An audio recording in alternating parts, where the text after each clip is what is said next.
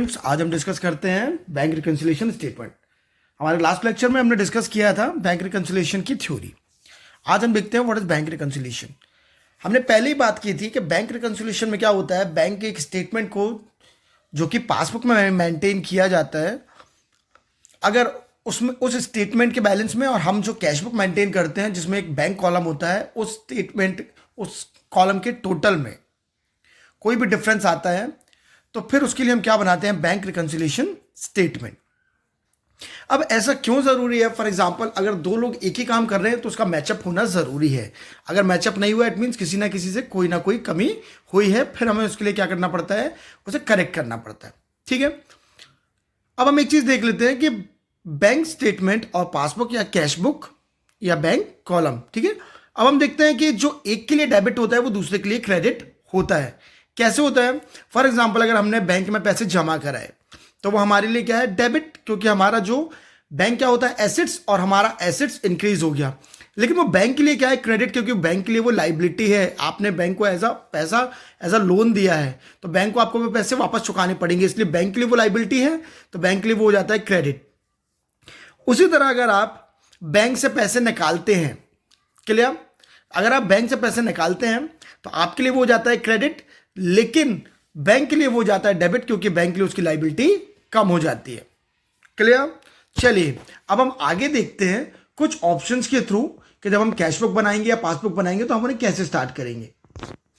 देखिए, मैंने दो ऑप्शन लिए हैं, ऑप्शन 1 एंड ऑप्शन 2। ऑप्शन 1 में हम देखते हैं, फॉर एग्जांपल हम देखते हैं balance as per cash book. ठीक है, हम पहले किसको टैली कर रहे हैं, balance as per cash book, यानी कि हमें कहां तक पहुंचना है, बैलेंस एज पर पासबुक से। एक चीज हमेशा याद रखिएगा, जब भी अगर हम टैली कर रहे हैं balance as per cash book, तो हम किस बैलेंस को पता करने वाले हैं, बैलेंस एज पर पासबुक को। क्यों? क्योंकि कैश बुक के बैलेंस से हम कैश बुक को तो टैली करेंगे नहीं, हम कैसे टैली करेंगे, पासबुक को। और सेम अगर हम बैलेंस एज पर पासबुक से स्टार्ट कर रहे हैं तो हम किसको मैचअप करेंगे, balance as per cash book को। यहां आप देखिए कि अगर हम टोटल करते हैं तो उसका टोटल कितना है, 40,000। लेकिन मान लीजिए कि अगर मैंने एक बैंक ने एक इंटरेस्ट अलाउड की एंट्री कर दी, यानी बैंक ने किसी को आपके अकाउंट में एक इंटरेस्ट प्लस कर दिया, लेकिन वो आपको तो पता नहीं है, तो आप जब बैंक से स्टेटमेंट लोगे और उसे टैली करोगे तब आपको पता चलेगा आपकी जो कैश बुक में बैंक कॉलम है उसमें बैलेंस 40,000 है, लेकिन आपकी जो बैंक पासबुक है उसमें वो इंटरेस्ट 500 प्लस है, यानी कि टोटल कितना आ रहा होगा, 40,500।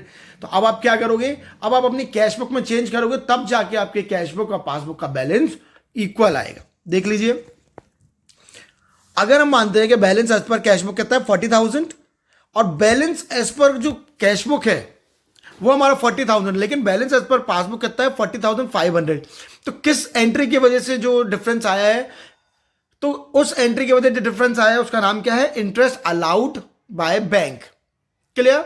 तो जब हमने देखा कि बैंक में हमारा बैलेंस 500 रुपए से ज्यादा हो रहा है, तो हमें कैश बुक में भी बैंक कॉलम में अपना बैलेंस 5,000 रुपए से ज्यादा करना पड़ेगा, तो उसे हमने प्लस साइड डाल दिया। ठीक है, तो अब आप देखिए बैलेंस एज पर पासबुक कितना आ गया, 40,500 एंड 40,500।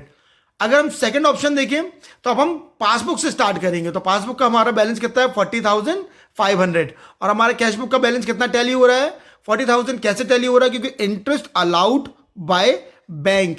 अब हमने देखा बैंक ने इंटरेस्ट अलाउड किया था, लेकिन वो हमने कैश बुक में प्लस ही नहीं किया, तो यहां से भी क्या करेंगे, माइनस। तो हमारा balance as per cash book कितना आ गया, 40,000। तो ये थे कुछ शॉर्ट ट्रिक्स। अब हमारे अगले लेक्चर से हम स्टार्ट करेंगे बैंक रिकंसिलिएशन की न्यूमेरिकल्स। तब तक के लिए थैंक यू।